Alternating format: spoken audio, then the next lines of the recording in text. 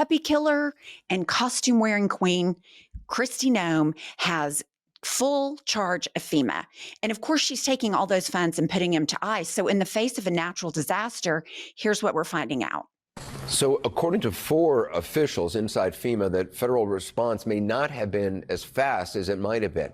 They say that a new rule that any expenditure over $100,000 needed sign-off from Secretary Noem slowed the federal response.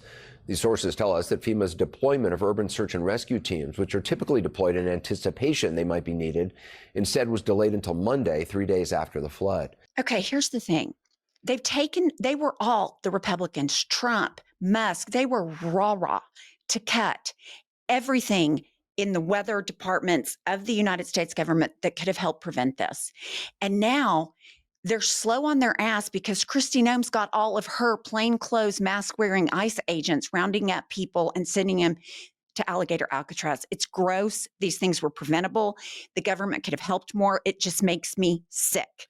All of this is a consequence of exactly what Project 2025 wanted. Dismantle the National Weather Service, dismantle FEMA. I'm surprised zero that she hesitated in rolling out a FEMA response, because her boss has said that he wants to defund FEMA entirely.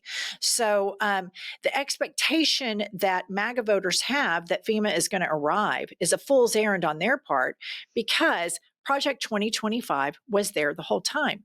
They were warned exactly what Project 2025 wants to do. They want to gut all social services, privatize everything, and they want basically a ruling class and then the majority of the rest of Americans to be peasants. And so what I ask is, MAGA Christians, are you good with Donald Trump and all the Project 2025 people and all the cross-wearing women prioritizing profits over little kids drowning at a church camp in Texas? Because that's what you voted for, period. It's absolutely what they voted for. And then while all this is going on, and Kristi Noem has her gubernatorial photo crowdsourcing for the pick, this is what the Department of Homeland Security posted. And I found this disgusting. Fire up the deportation plane. And it has a skeleton with, like, I guess, barbells. And it says, "My body is a machine that turns ICE funding into mass deportations." And that is that cruelty porn? Or like Stephen Miller's of the world? Are they hot and bothered over this? I mean, this is just like, are you fucking kidding me? That's an official government account. And Kristi Noem killed her puppy. I know that. But it grosses me out. Well, I think that this goes to the larger response from the Democrats to start addressing MAGA Christians and calling them out. You say that you're for faith, family, and freedom. So let's talk about your faith. Is your faith as such that you see stuff like this and the "what would Jesus do?" that pops up as one of the answers? And we have to start calling out MAGA Christians, because at the base of the MAGA movement are a bunch of religious Bible thumpers, and they have to be called out. Unless politicians start speaking their language, they're going to keep doing this stuff with impunity. And now they can start from the pulpit preaching about politics, which they have been all along. But this is where I want to know, as somebody who has to live in the God-forsaken Bible Belt, and I live around the arrogance of these white MAGA Christians, explain to me, like I'm 5, how you are for this and also for the central character of the Bible, Jesus Christ. Explain it to me like I'm 5 years old, because they fucking can't, and nobody ever holds those hypocrites to account. The Democratic Party isn't doing it, but there is one guy, I forget his name. He's a state representative. It's Texas, right? Yes, Tellerico or something. He's excellent. And another person that's done a good job of this is Andy Beshear. Andy Beshear spoke about not bullying trans kids and not giving up on their rights and their rights to have equality. And he won in a red state as governor by not abandoning human rights. So there's a lesson there. but why the majority of Democrats kind of stay like hands off of religion when they've been using religion for decades. And I mean, you came from this Right. community. I know. I mean, this is the one thing that you can call them out on and say, I'm not talking about politics. I'm talking about your faith. How do you, as a person who says Jesus Christ is my Lord and personal Savior, how do you support that shit? How do you support that level of cruelty? Nobody confronts these Christians with that. And it just blows my mind. It seems like it would be an absolute layup. Okay, moving on to another incompetent member of Trump's cabinet. So Trump, which I don't know why we're not talking about the 25th Amendment, he says he has no idea who stopped munitions to Ukraine. He says he doesn't know anything about the toxic chemicals that— Hang on. I want to ask you about the munitions to Ukraine because I've seen this in the news the last few days. Didn't we know this?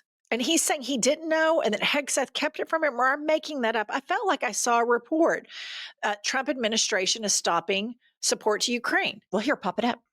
Trump in his cabinet meeting said straight up, he did not know that they had stopped sending munitions to Ukraine. And then we see this report. CNN has 5 sources saying Hexath stopped weapon shipments to Ukraine on his own without telling Trump or the Secretary of State, National Security Advisor Marco Rubio, or Special Ukrainian Envoy General Keith Kellogg. It is the 3rd time he has done this. So the answer to the question is, I think Pete Hexath went rogue. But okay, here's my question. And maybe there's just been so much fuckery in the news cycles, but I felt like a month ago or something, we heard that the United States was no longer going to send munitions to Ukraine. And maybe I'm making that up, but I felt like that was already in the news cycle.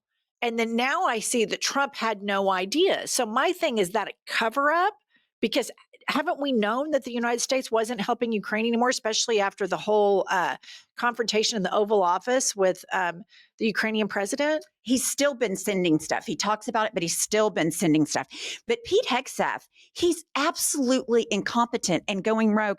And something else is he's really pissing off our allies from Australia and the UK because he's making like unilateral moves without notice to this AUKUS, which is the UK, US, and Australian Submarine Pact.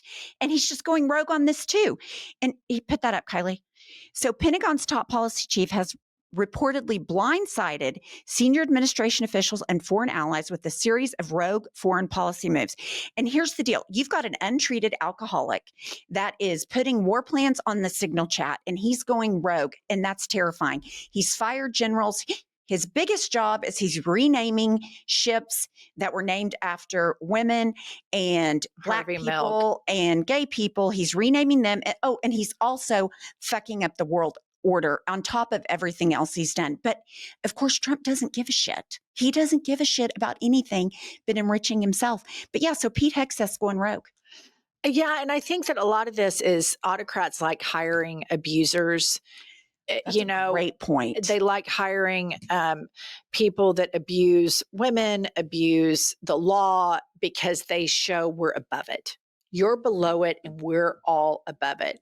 So any notion that, Trump is going to like right the ship or do anything here. I'm like, he appointed this guy. I mean, this is not a serious person. We're no longer a serious government. We no longer live in a serious country.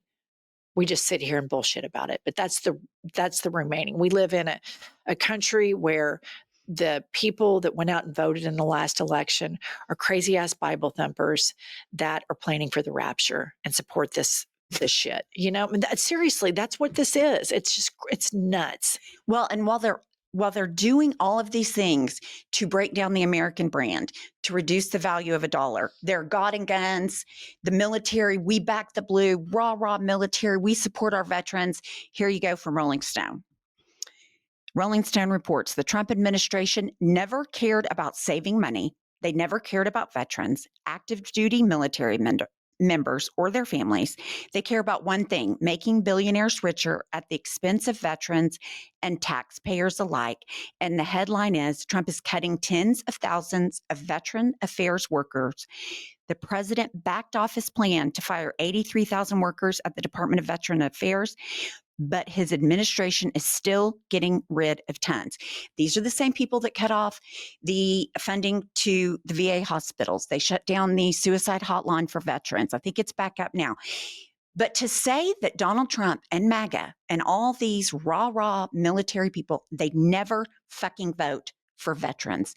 They want them to go. They want them to die. They want them to build the biggest bomb, but they do not want to support their mental health or their physical health or their, repatriation back into society. And it's fucking gross. You know what's amazing to me, though? Like the military, by and large, voted for him. They did. Active military. And so you have to address this culture of masculinity and what I think is happening in the manosphere and the turning your nose at facts and data and all of that stuff combining, because there are some groups. There's a group that I follow. I think they're called votevets.org that I follow online. And they're a group of progressive veterans that are always messaging the Republican Party's failures when it comes to veterans issues. But the thing is, for a lot of American people, and this is really pretty sad, when they see Trump go and just like hug the American flag, and then you go out to these rallies, like our friends, the Good Liars, go out to these rallies. Why do you like Trump so much? Don't you think this is crazy? Well, I think all that stuff's crazy, but I like him because he really loves America. It's this real superficial form of patriotism, that goes along with their lack of intellectual curiosity, that he can just provide the optics of dry humping a flag. And they're like, I'm good with this guy. And they seek any sort of criticism of the country, and albeit a lot of it constructive criticism, like how can we be better? How can we expand rights? That has been properly messaged through the right-wing media echo chamber as anti-patriotic, instead of actually pro-growth, pro-America. Actually, these are ways to improve. And they see that through the lens that somehow, if you criticize the country, they see it in the same lens as like they would if I said, Christianity's stupid, that somehow I'm blasphemous. But these people are real. Again, they're guided by fear of criticism, fear of objective thinking, fear of critical thinking. And so they just accept the lowest hanging fruit on face value at all times. Well, and then they have a right-wing media echo chamber that reinforces that. All right, that's all we have right now. Please subscribe and like this video.